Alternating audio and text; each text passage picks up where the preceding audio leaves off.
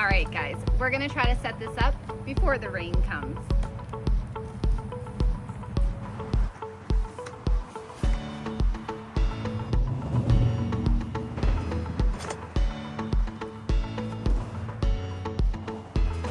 Now for the fun part, blowing it up.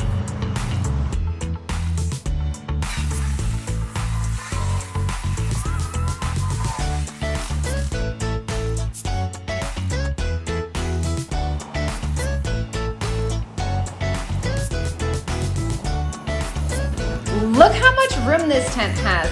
Trust me, after you blow one of these up, you're never gonna go back to a regular tent.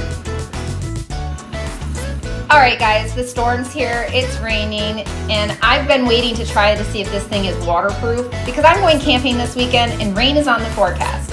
I don't see a single drop of rain in here, guys. It's definitely worth the money, so get yours now.